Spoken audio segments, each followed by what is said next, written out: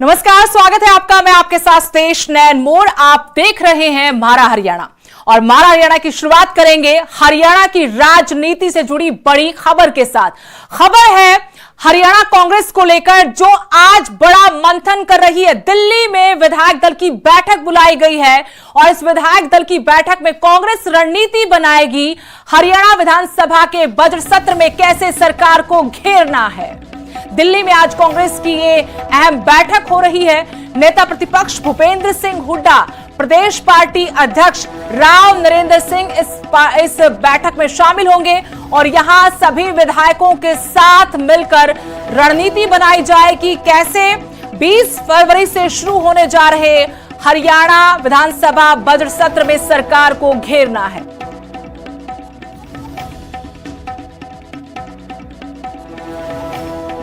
हमारे सहयोगी केशव मोहन मिश्रा इस वक्त दिल्ली से जुड़े हैं और जानकारी के साथ। केशव, आज हरियाणा कांग्रेस के लिए काफी बड़ी महत्वपूर्ण बैठक दिल्ली में हो रही है।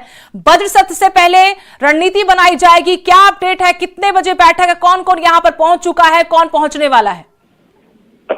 बिल्कुल सुदेश, जिस तरीके से अगर हम जिक्र करें, आज हरियाणा कांग्रेस पार्टी के विधायकों की एक बहुत महत्वपूर्ण बैठक जो नेता प्रतिपक्ष हैं भूपेंद्र सिंह हुड्डा, उनके आवास पर आयोजित की गई है, जहां इन तमाम विधायकों का पहले भोज होगा, उसके बाद ये बैठक शुरू होगी।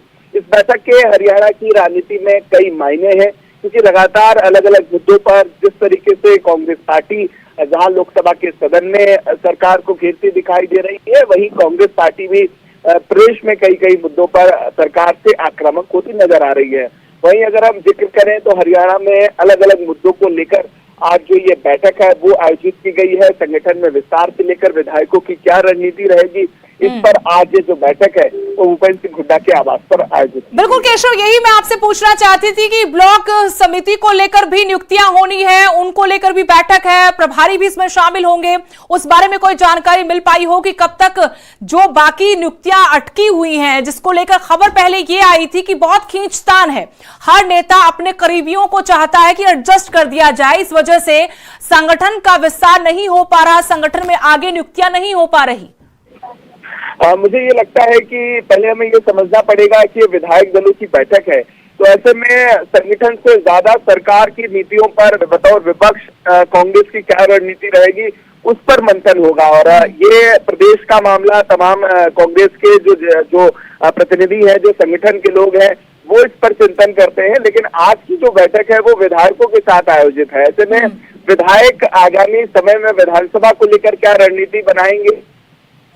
जी शुक्रिया केशव। तो यहाँ पर दो बैठकें, जानकारी मिली कि दो बैठकें, विधायक दल की बैठक भी है और एक पार्टी प्रदेश अध्यक्ष बीके हरिप्रसाद से मिलने जाएंगे और प्रभारी है बीके हरिप्रसाद, उनके साथ भी संगठन को लेकर बातचीत होगी। लेकिन सबसे पहले हरियाणा कांग्रेस की जो बैठक होगी वो विधायकों के साथ बैठक होगी। विधायक दल की बैठक है जिसमें रणनीति बनेगी, बजट सत्र में कैसे सरकार को घेरना, कौन से मुद्दे सदन के भीतर उठाए जाएंगे, और दूसरी बैठक में संगठन विस्तार को लेकर मंथन होगा, नियुक्तियों को लेकर फैसला होगा।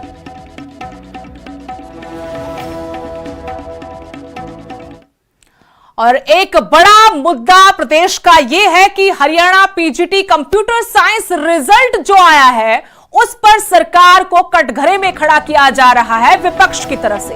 जो रिजल्ट आया है उसमें करीब 5000 अभ्यर्थी बैठे थे, परीक्षा में लिखित परीक्षा थी, रिजल्ट में सिर्फ 39 ही पास हुए हैं। रिजल्ट को लेकर विपक्ष सरकार पर हमलावर है। विपक्षी नेताओं की तीखी प्रतिक्रियाएं सामने आ रही हैं।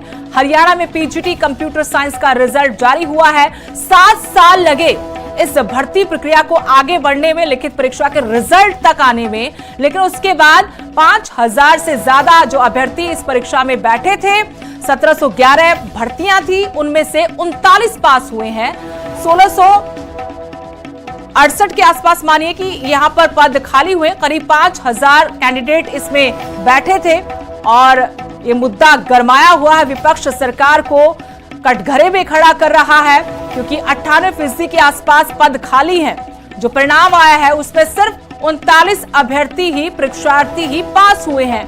35% का क्राइटेरिया रखा है और इस क्राइटेरिया को पार करने वाले जो अभ्यर्थी हैं उनकी संख्या सिर्फ 39 है। 2019 में ये भर्तियां निकली थी, लेकिन तब भर्ती नहीं हुई तो 2023 में फिर से भर्ती निकाली गई। लेकिन अब जो लिखित परीक्षा परिणाम का रिजल्ट आया है, परीक्षा का रिजल्ट आया है, उसमें सिर्फ 39 ही परीक्षार्थी पास दिखाए गए हैं। इसको लेकर विपक्ष कह रहा है कि बड़ी साजिश के तहत हरियाणा के युवाओं का हक मारा जा रहा है। 1711 पोस्ट के लिए भर्ती प्रक्रिया चल रही है। पीजीटी कंप्यूटर साइंस के लिए 35% का क्राइटेरिया भी रखा गया है, क्योंकि करीब 5000 कैंडिडेट जो थे परीक्षा में बैठे थे, 39 पास हुए हैं। और सवाल सरकार से सीधे सीधे ये कि बताइए कि आखिर क्या हो रहा है ऐसा एचपीएससी में कि हरियाणा के जो अभ्यर्थी हैं वो परीक्षा तक पास नहीं कर पा रहे। अभय सिंह चौटाला ने कहा कि एचपीएससी इस बात पर तुला हुआ है कि हरियाणा के युवाओं को नालायक घोषित कर दिया जाए, नाकाबिल घोषित कर दिया जाए। तो दीपेंद्र सिंह हुड्डा ने एचपीएससी चेयरपर्सन का इस्तीफा मांगा है कि उन्हें तुरंत पद से हटा देना चाहिए। यह कुठाराघात है हरियाणा के युवाओं के हकों पर। उनसे सरकार साजिश के तहत रोजगार का हक छीन रही है।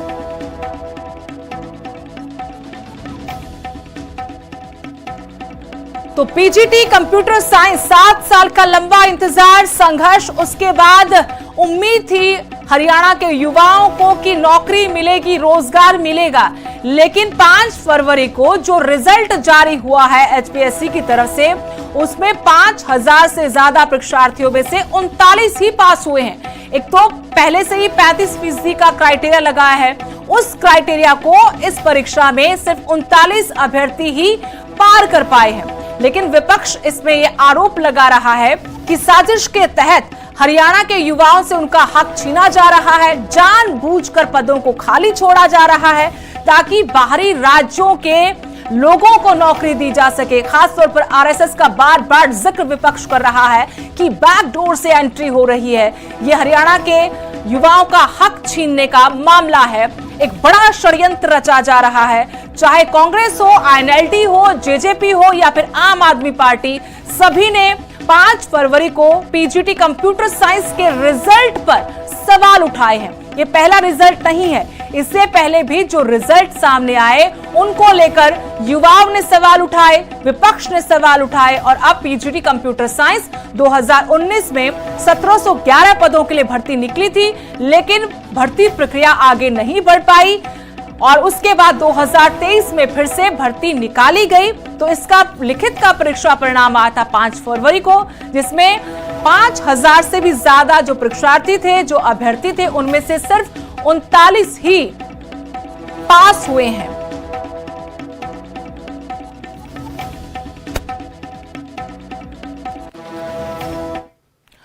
उधर मुख्यमंत्री नायब सिंह सैनी आज कैथल के दौरे पर रहे। परीक्षा पे चर्चा कार्यक्रम में मुख्यमंत्री ने शिरकत की। परीक्षा पे चर्चा 2026 कार्यक्रम में मुख्यमंत्री नायब सिंह सैनी ने हिस्सा लिया। बतौर मुख्य अतिथि सीएम नायब सिंह सैनी यहां पहुंचे।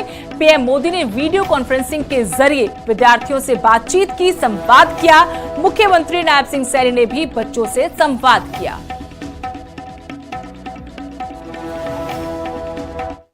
आज इस परीक्षा पे चर्चा इसमें भाग लिया है। मैं सभी बच्चों से ये भी कहना चाहता हूं, सभी अभिभावकगण भी उपस्थित हैं, कि आज परीक्षा पे चर्चा ये केवल अंकों की बात नहीं है। प्रधानमंत्री जी लगातार इसको लेकर के बच्चों से बात करते हैं। आज यह परीक्षा पे चर्चा आपके मन, आत्मविश्वास और सपनों की चर्चा है। दक्षिण हरियाणा में राव नरबीर और राव इंद्रजीत सिंह के बीच बयानबाजी के बाद अब बराला और बनाम बबली हो गया है। सुभाष बराला बीजेपी के राज्यसभा सदस्य, दूसरी तरफ पूर्व राज्य मंत्री देवेंद्र बबली। सुभाष बराला ने देवेंद्र बबली पर निशाना साधा, कहा मेरी तरफ से कभी कोई बात उनको लेकर नहीं की गई। बीजेपी की मजबूती देखकर बबली ही चुनाव लड़ने आए थे। हार के लिए देवेंद्र बबली ने बिना नाम लिए सुभाष बराला पर निशाना साधा था, अपनी हार के लिए जिम्मेदार ठहराया था। देखिए, मेरी तरफ से तो कभी ऐसी बात हुई नहीं। जो व्यक्ति बात करता है जवाब तो उसी को देना पड़ेगा ना। मेरी तरफ से कभी कोई बात सुनी आपने? जब से मैं सार्वजनिक जीवन में हूं, जब से मैंने चुनाव लड़ना शुरू किया है, 2005 में मेरा पहला चुनाव था, उसके बाद से लेकर के आज तक संबंधित व्यक्ति जिसकी आप चर्चा कर रहे हो उससे लेकर के और कोई भी राजनीतिक पार्टी का राजनीतिक इस प्रकार का व्यक्ति है, मैं कभी किसी के साथ पर्सनल होता नहीं हूं। देखिए, लड़ाई होती है, विचारों की लड़ाई होती है, मुद्दों की लड़ाई होती है। राजनीति में कभी व्यक्तिगत लड़ाई नहीं होती है। मैं इस मत का हूं, जो इस मत के दूसरी तरह से या दूसरी तरफ काम करते हैं, इस मत के विपरीत काम करते हैं, सवाल उनसे करिए आप। मेरे से तो सवाल करने का औचित्य नहीं है कोई। लेकिन वो अपनी हार का ठीकरा बिना नाम लिए, नाम नहीं लिया, लेकिन उन्होंने हार का ठीकरा आप पर फोड़ा। ठीक है, हारे तो हम भी हैं। कोई व्यक्ति आज चुनाव लड़ने के लिए आता है और जो पार्टी आज उदय पर दिखाई देती है, सर्वोच्च पर दिखाई देती है, उस समय अलग है। लेकिन सुभाष बराला उस समय चुनाव लड़ने लगा था, भारतीय जनता पार्टी का काम करने लगा था, तब लोग कहते थे भारतीय जनता पार्टी के लोग तो पागल हैं। बिल्कुल सही बात है। हम तो 2005 में 9 में कोई सोचता था चुनाव लड़ने की क्या सुदेश जी? बिल्कुल। हम तो उस समय से चुनाव लड़ते आ रहे, हारते आ रहे, हमें तो पता था कि हारेंगे ही, इसलिए हार जीत की चिंता क्यों करनी? अब हार है तो हार है, जीत है तो जीत है, ये तो लोगों का मत है। लोग मत देंगे तो जीतेंगे, नहीं देंगे तो हारेंगे।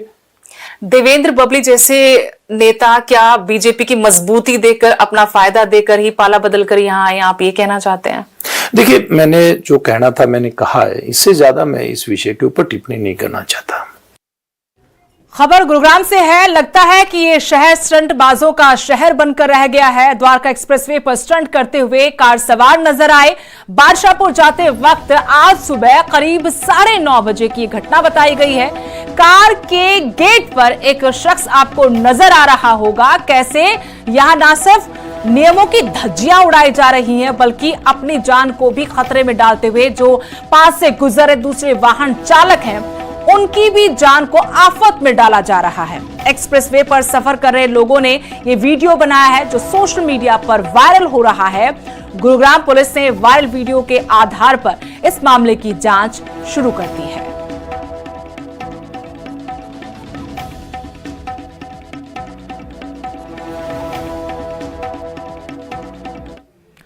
करनाल रोड कैथल पर युवक पर जानलेवा हमले के मामले में सीआईए 1 पुलिस ने तुरंत कार्रवाई करते हुए 5 आरोपियों को गिरफ्तार कर लिया है। डीएसपी बीरभान के मुताबिक गांव कैलरम निवासी अमन खान की शिकायत पर मामला दर्ज हुआ था।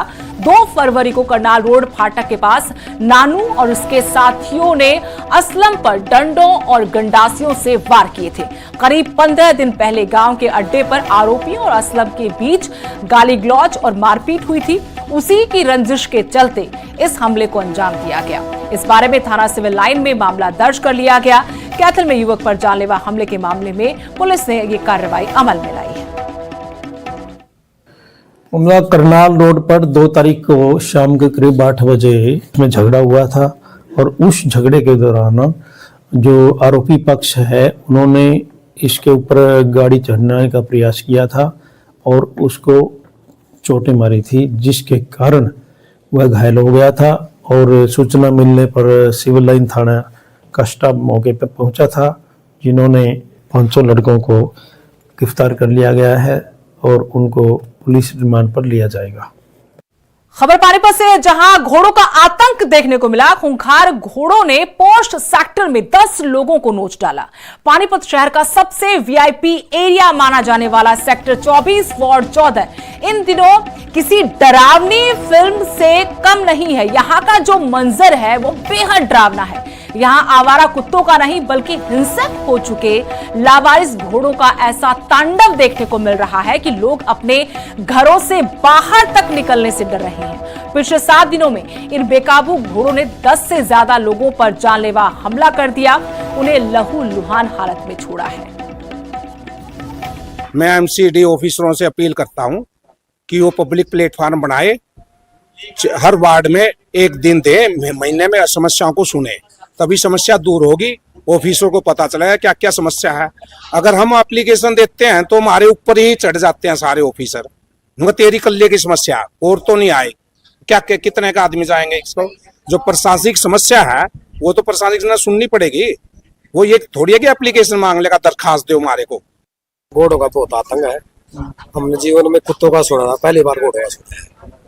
ये कुत्ते ने काट लिया, बंदे ने काटा, लेकिन घोड़े का पहली बार सुना है। और सभी में डर का माहौल है सेक्टर 24 में। तो हम तो प्रशासन से यही गुहार लगाते हैं कि ये जो डर है ये दूर करें निवासियों, सेक्टर वासियों का, वही प्रार्थना है बस। ये सुबह मैं मॉर्निंग वॉक पे जा रहा था मंडे को, तब मेरे साथ ये हादसा हुआ। एक घोड़ा वहाँ पे खड़ा था और वो अचानक से सडन आके मेरे हाथ को अपने मुंह में इसको दबाया और इसकी हड्डियाँ तोड़ दी। फिर चेस्ट पे और गर्दन पे अटैक किया और बाजू पे अटैक किया उसने मेरे। सुबह 7 बजे के आसपास। एक तो केस पहले भी सुनने में आए थे और मेरे एक्सीडेंट के बाद में भी 2-3 लोगों के साथ किया उसने। 7-8 दिनों तो शिकायत वगैरह कहीं नहीं, मैंने नहीं की थी, लेकिन एक्शन होना चाहिए इसके ऊपर। फरीदाबाद के सूरजकुंड में आयोजित अंतर्राष्ट्रीय हस्तशिल्प आत्मनिर्भर मेले का छठा दिन, जहां संगीत प्रेमियों के लिए बहुत सारी यादें लेकर आया। मेले की चौपाल पर मशहूर गायक सलमान अली ने अपनी शानदार प्रस्तुति देकर दर्शकों को मंत्रमुग्ध कर दिया। सलमान अली के कार्यक्रम की सूचना मिलते ही सैकड़ों की तादाद में लोग उन्हें देखने और सुनने के लिए पहले से ही चौपाल पहुंच गए, जिससे पूरा परिसर दर्शकों से खचाखच भर गया। बॉलीवुड सिंगर सलमान अली ने यहां सुरों से समा बांध दिया।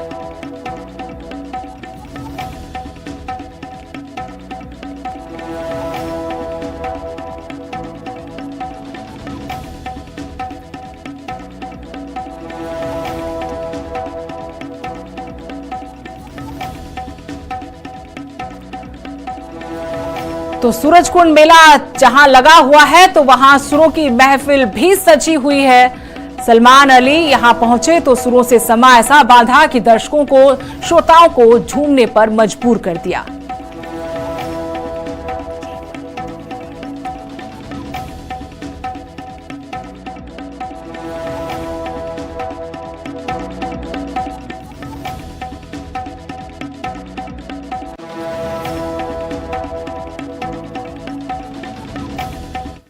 और श्री गुरु रविदास जी का 650वां प्रकाश पर्व, थोड़ी देर में खुरालगढ़ साहिब पहुंचेंगे मुख्यमंत्री भगवंत मान। पंजाब कैबिनेट के मंत्री भी शामिल हो रहे हैं। श्री अखंड पाठ साहिब के यहां पर भोग डाला जाएगा। कैबिनेट मंत्री यहां पर पहुंच रहे हैं।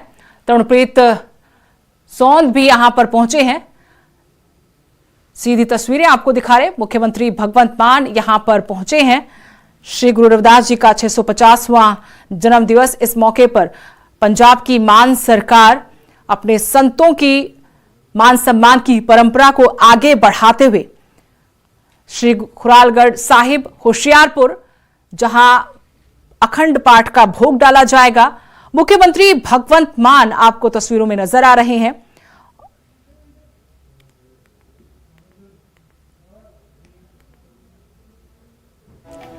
मुख्यमंत्री भगवंत मान खुरालगढ़ साहिब पहुंचे हैं। पंजाब कैबिनेट के दूसरे मंत्री, दूसरे चेहरे भी यहां पर नजर आ रहे हैं। मनीष सिसोदिया भी तस्वीरों में आपको नजर आ रहे हैं। श्री गुरु रविदास जी का 650वां प्रकाश पर्व, जिसे पंजाब की मान सरकार धूमधाम से मना रही है। श्री गुरु रविदास जी का 650वां प्रकाश पर्व खुरालगढ़ साहिब पहुंचे हैं मुख्यमंत्री भगवंत मान। पंजाब कैबिनेट के मंत्री भी इस कार्यक्रम में शिरकत कर रहे हैं। श्री अखंड पाठ साहिब के भोग में शामिल हो रहे हैं। कैबिनेट मंत्री तरुणप्रीत सौंद भी इस कार्यक्रम में शिरकत कर रहे हैं। ये तस्वीरें उसी कार्यक्रम की, एक तरफ शबद पाठ तो दूसरी तरफ भगवंत मान मुख्यमंत्री पंजाब भी कार्यक्रम में शिरकत करने के लिए पहुंचे।